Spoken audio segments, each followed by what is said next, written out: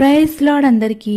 ఈరోజు అపోస్తలుడైన పౌలు రోమీలకు వ్రాసిన పత్రిక 12వ అధ్యాయము 13వ అధ్యాయము చదువుకుందాము. ప్రారంభిస్తున్నాను. కాబట్టి సహోదరులారా, పరిశుద్ధమును దేవునికి అనుకూలమునైన సజీవ యాగముగా మీ శరీరములను ఆయనకు సమర్పించుకొనుడని దేవుని వాత్సల్యమును బట్టి మిమ్మును బతిమాలుకొనుచున్నాను. ఇట్టి సేవ మీకు యుక్తమైనది. మీరు ఈ లోక మర్యాదను అనుసరింపక ఉత్తమమును అనుకూలమును సంపూర్ణమునైయున్న దేవుని చిత్తమేదో పరీక్షించి తెలుసుకొనున్నట్లు మీ మనసు మారి నూతన మగుట వలన రూపాంతరము పొందుడి.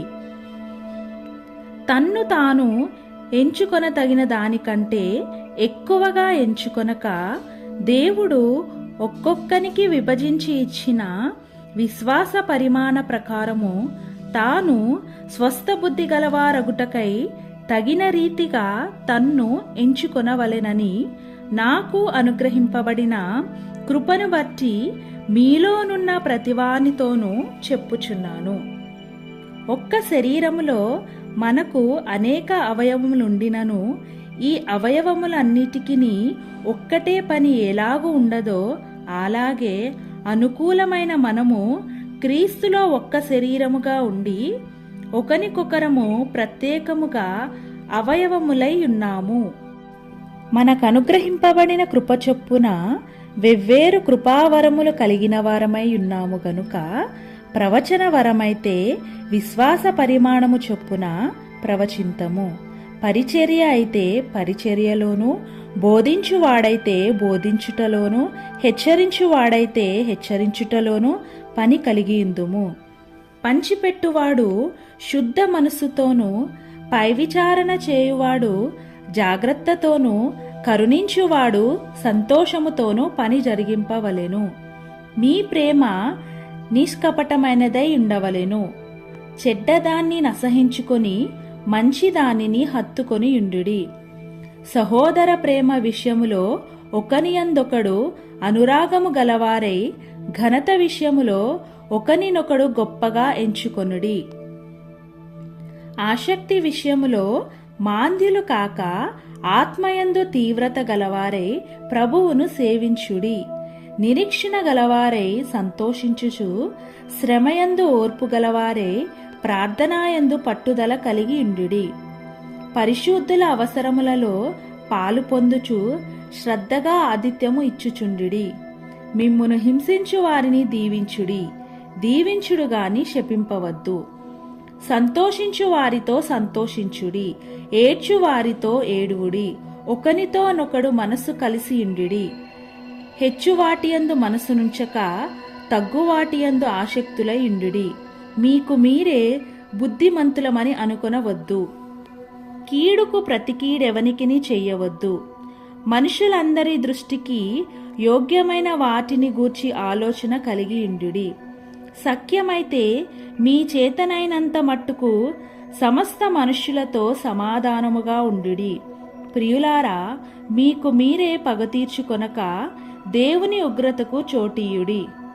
పగ తీర్చుట నా పని, నేనే ప్రతిఫలమునిత్తును అని ప్రభువు చెప్పుచున్నాడని వ్రాయబడి ఉన్నది. కాబట్టి నీ శత్రువు ఆకలిగొనియుంటే అతనికి భోజనము పెట్టుము, దప్పిగొనియుంటే దాహమిమ్ము.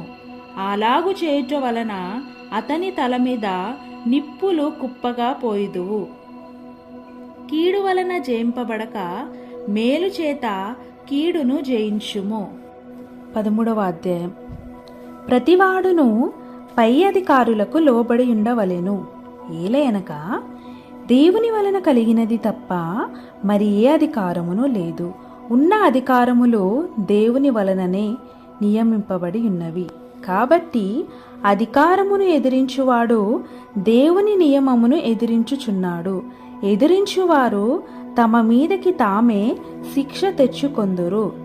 ప్రభుత్వము చేయువారు చెడ్డ కార్యములకే గాని మంచి కార్యములకు భయంకరులు కారు.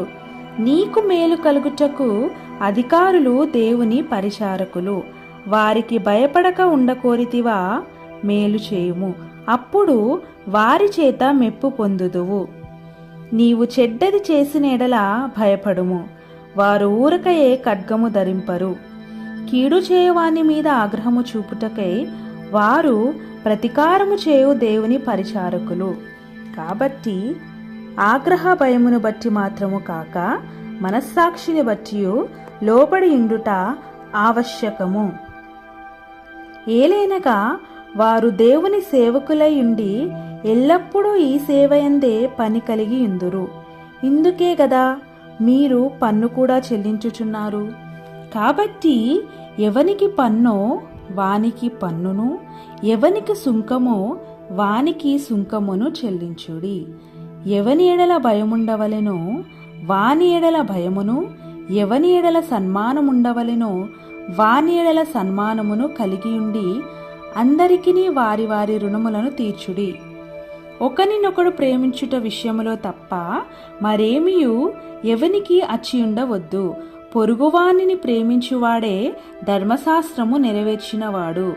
ఎలాగనగా వ్యభిచరింపవద్దు, నరహత్య చేయవద్దు, దొంగిలవద్దు, ఆశింపవద్దు అనునవియు మరి ఏ ఆజ్ఞ అయినా ఉన్నెడలా అదియు నిన్ను వలె నీ పొరుగువాన్ని ప్రేమింపవలెనను వాక్యములో సంక్షేపముగా ఇమిడియున్నవి. ప్రేమ పొరుగువానికి కీడు చేయదు గనుక ప్రేమ కలిగి ఉండుట ధర్మశాస్త్రమును నెరవేర్చుటయే. మరియు మీరు కాలము నెరిగి నిద్ర మేలుకొను వేళ అయినదని తెలుసుకొని అలాగు చేయుడి. మనము విశ్వాసులమైనప్పటికంటే ఇప్పుడు రక్షణ మనకు మరీ సమీపముగా ఉన్నది. రాత్రి చాలా గడిచి పగలు సమీపముగా ఉన్నది గనుక మనము అంధకార క్రియలను విసర్జించి తేజస్సు సంబంధమైన యుద్ధోపకరణములను ధరించుకొందుము. అల్లరితో కూడిన ఆటపాటలైనను మత్తైనను లేకయు, కామ విలాసములైనను పోకిరి చేష్టలైనను లేకయు, కలహమైనను మత్సరమైనను లేకయు పగటియందు నడుచుకొన్నట్టు మర్యాదగా నడుచుకొందుము. మెట్టుకు ప్రభువైన యేసుక్రీస్తును ధరించుకొనిన వారే శరీరేచ్ఛలను నెరవేర్చుకొనుటకు శరీరము విషయమే ఆలోచన చేసుకొనకుడి. ఆమేన్. ప్రభు అయిన యేసుక్రీస్తు వారు ఈ వాక్యమును దీవించి మన జీవితాలలో నెరవేర్చునుగాక. ఆమేన్. ప్రైజ్